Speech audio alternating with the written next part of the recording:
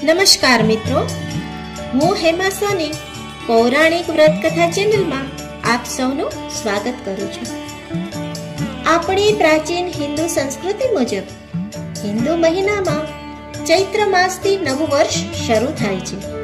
તો ચૈત્રથી ફાગણ મહિના સુધી એટલે કે 12 મહિનામાં 24 અગિયારસ આવે છે. એટલે કે એક મહિનામાં 2 અગિયારસ આવે છે.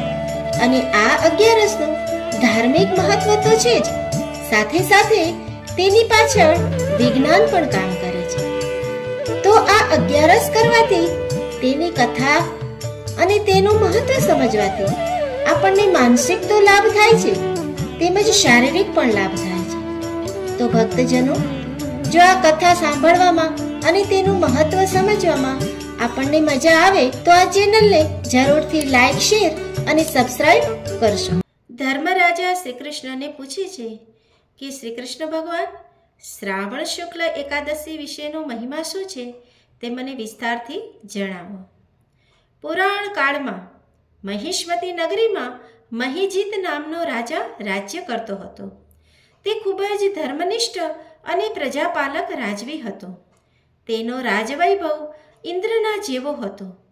તે સુખી અને સમૃદ્ધ હતો, છતાં તેને ત્યાં શેર માટેની ખોટ હતી, જેના કારણે રાજા ખૂબ જ દુઃખી રહેતો હતો. એક દિવસ પ્રધાનને લઈને તે જંગલમાં શિકારી નીકળ્યો. ત્યાં જંગલમાં રાજા અને પ્રધાનનો લોમેશ ઋષિનો ભેટો થઈ ગયો. ચતુર પ્રધાને રાજાના દુઃખનું કારણ લોમેશ મુનિને કહી સંભળાવ્યું. આથી ત્રિકાળ જ્ઞાની ઋષિ બોલ્યા કે હે પ્રધાન, તારો આ રાજવી પૂર્વજન્મમાં ક્રૂર વણિક હતો. તે વેપાર અર્થે એક ગામથી બીજા ગામ અવારનવાર જતો હતો. એક દિવસે જેઠ માસની સુદ અગિયારસના પવિત્ર દિવસે બપોરે એક ગામના સીમાડે પાણી પીવા ગયો. ત્યાં વાછરડા સાથે ગાય પણ પાણી પીવા આવી હતી. તેણે તે ગાયને પાણી પીતા પીતા હાંકી કાઢી અને પોતે પાણી પીવા લાગી ગયો. આ જોઈ ગાયનું હૃદય દુભાયું અને તેની આંતરડી કકડી ઉઠી. તેથી તે પાપના કારણે તમારો રાજા સંતાન વિનાનો છે, પરંતુ બીજા સત્કર્મોના કારણે તે રાજા થયો છે.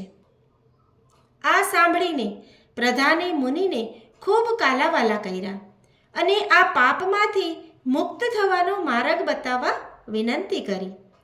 સદાય બીજા પર ઉપકાર કરનાર સંતો કોઈનાય અવગુણને જોતા નથી. એ ન્યાયે મુનિએ ઉપાય બતાવવા કહ્યું કે તમે બધા શ્રાવણ સુદ પુત્રદા એકાદશીનું વિધિસર વ્રત કરો અને તેનું પુણ્ય તમે તમારા રાજાને અર્પણ કરો, જેથી પુણ્યના પ્રતાપે તમારું રાજા સંતાનવાળો થશે. પ્રધાને રાજાને આ બધી હકીકત કહી સંભળાવી. રાજાને પ્રધાન નગરમાં આવ્યા. પ્રધાન સહિત ઘણા બધા રાજના અધિકારીઓએ એકાદશીનું વ્રત કર્યું અને તેનું પુણ્ય રાજાને અર્પણ કર્યું. પરિણામે રાણીને પૂરા માસે દેવ જેવો દીકરો આપ્યો. આખા નગરમાં સર્વત્ર આનંદ આનંદ પ્રસરી ગયો અને સૌ નગરજનો સહિત રાજા, રાણી અને પ્રધાને આ પુત્રદા એકાદશીનો ખૂબ ખૂબ મહિમા ગાયો. આ વ્રતની કથા કહેનાર તથા સાંભળનાર અને લખનાર સૌ પાપમાંથી મુક્ત થઈ અંત સમયે સ્વર્ગલોકમાં વાસ કરશે. ઇતિ શ્રી સ્કંદ પુરાણે શ્રાવણ શુક્લ પક્ષે પુત્રદા એકાદશી સંપૂર્ણમ. શ્રી ગણેશાય નમઃ.